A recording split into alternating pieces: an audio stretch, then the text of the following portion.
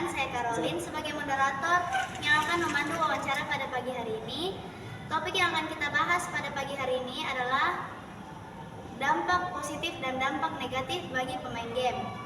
Sebelum kita masuk pada acara ini, supaya tidak tegang, bolehkah kalian memperkenalkan diri dulu? Hai, aku Nanda. Halo, saya Kevin. Oke, bagaimana kabar kalian hari ini? Baik. Oke, sudah siap untuk memulai wawancara? Siap. Oke, sekarang kita mulai masuk ke wawancaranya ya. Nah, pertanyaan pertama untuk Ananda. Apakah game dapat membantu mengasah keterampilan berpikir cepat? Nah iya, banyak sekali game aksi dan juga game kompetitif menuntut atau menyuruh pemain untuk membuat keputusan cepat dalam situasi yang berubah-ubah. Ini dapat membantu meningkatkan kemampuan untuk berpikir cepat dalam mengambil keputusan yang tepat dalam situasi yang penuh tekanan, seperti saat bekerja dalam lingkungan yang dinamis atau menghadapi masalah mendesak di kehidupan nyata. Oke, untuk pertanyaan kedua, apakah dampak positif game dalam meningkatkan kolaborasi tim? Game multiplayer, terutama yang berbasis tim seperti MOBA, multiplayer atau bisa disebut multiplayer online battle arena atau MMORPG, basically multiplayer online role playing game, mengharuskan untuk bekerja sama, berkomunikasi secara efektif dan memainkan peran masing-masing untuk mencapai tujuan bersama.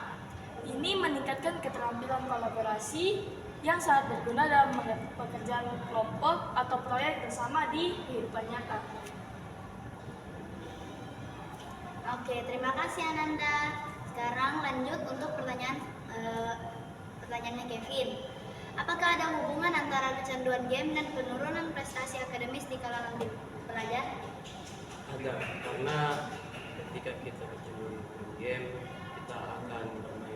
kita akan bermain game hingga larut malam, dan itu bisa memungkinkan kita tidur saat jam 3 atau jam 4, jam 5, dan pada saat di sekolah kemungkinan kita akan mengantuk sehingga kita tidak fokus mendengarkan apa penjelasan dari guru tersebut.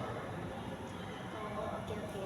Sejauh mana ekspektasi untuk selalu bermain di level tinggi dapat menyebabkan stres dan tekanan di kalangan gamer? Ekspektasi untuk tampil baik dalam game, terutama di komunitas kompetitif, dapat menimbulkan tekanan yang signifikan. Beberapa dampak yang mungkin muncul termasuk stres mental. Jadi bisa dengan kita membatasi waktu bermain kita agar tidak terlalu berlebihan. Yang kedua, pilih game yang sesuai. Sesuai mungkin dalam arti memilih game sesuai umur. Contoh, kalau masih anak kecil rentang umur 4 tahun sampai 14 tahun, itu gamenya masih harus dikontrol sama orang tua supaya tidak memilih game yang salah. Dan terakhir, mungkin bisa berimbang dengan aktivitas lain, seperti jangan terlalu candu sama gadget.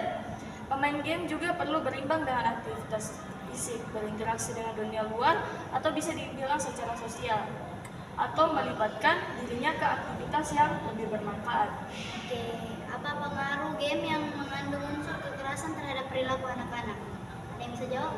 Ya, Kevin silakan. Ini sih tergantung gamenya. Kalau game tentang kekerasan, itu tentang keten, atau bisa juga game yang berengkel 18+, 21+. Ketika anak tersebut bermain game tersebut dan melihat adegan yang cukup dewasa, kemungkinan anak tersebut akan melakukan hal tersebut, dan itu bisa membuat anak melakukan hal yang tidak baik. Oke. Sekian dari wawancara kami hari ini. Mohon maaf jika ada salah kata. Sekian dan bye-bye. Bye.